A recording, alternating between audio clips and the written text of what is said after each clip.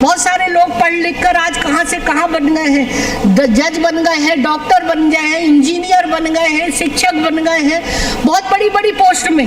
वो तभी बने ना, तब वो शिक्षित थे, इन सारी चीजों में नहीं पड़े। जिसको जिसकी मान्यता है उससे क्या नफरत करना, आपस में क्यों लड़ना। तो ये बात को मैं आप सब लोगों से अनुरोध कर रही हूँ कि इन सारी चीज़ों से आप दूर रहकर एक भाईचारे की भावना बनाकर, सद्भाव बनाकर, और देखिए ना, हम भी हैं, हमें भी बुलाने जाते कोई गुरु, जब गुरु गोविंद दास जी की जयंती होती तो हम भी उनका मत्था टेकने जाते हैं।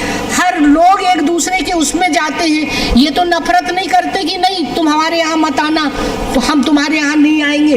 बरसों से ये सारी चीजें एक दूसरे से भाईचारे से लोग रह रहे हैं, लेकिन आज की कुछ चीजें ऐसा षड्यंत्र चल रहा है कि आप बोलो कि हम हिंदू नहीं हैं। अरे भाई, हिंदू नहीं है तो आप देखिए कि बोले शंकर तो पूरे हिंदुस्तान के लोगों के आस्था के प्रतीक है। और जब रावण की बात करते हैं तो रावण कौन है? बहुत बड़ा ब्राह्मण था। अब बताइए, ये सारी चीजों को एक तरफ ये बोलते, एक तरफ मैं एक आपको उदाहरण बताई हूँ।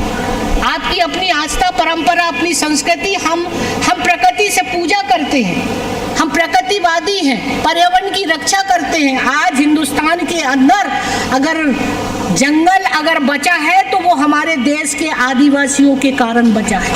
पर्यावरण बचा है तो वो आदिवासियों के कारण बचा हुआ है। और शायद कोई व्यक्ति इतना पर्यावरण और प्राकृतिक पुजारी नहीं है जो हमारा आदिवासी समाज है।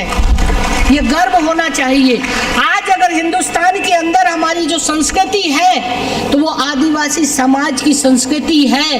आज ये संस्कृति केवल देश नहीं, दुनिया में हमारी संस्कृति को नकल करते हैं। आपने देखा है कि जब हम गुदना गुदाते हैं तो आज उसका क्या रूप ले लिया विदेशों में, उसको बोलते हैं टेटू। हाँ, हमारा गुदना होता है, उनका टेटू।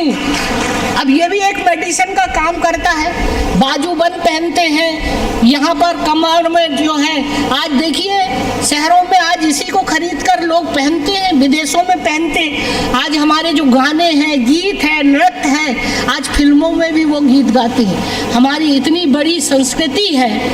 आज देश और दुनिया में अगर कोई जिंदा है अगर, तो हमारी संस्कृति को भी बचा के चलना है। इस बात का ध्यान रखना, हम सब मिलकर रहें और हमारा विकास के बारे में सोचें। और जहाँ तक है,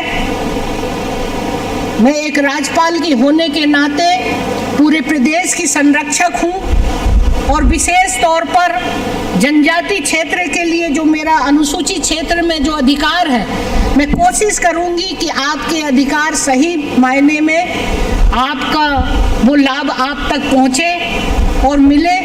और जहाँ भी कोई ऐसी बात होगी तो मैं समय समय पर आप लोगों से मिलते रहूँगी। मेरी कोशिश हुई है, मैंने कांकेर, बस्तर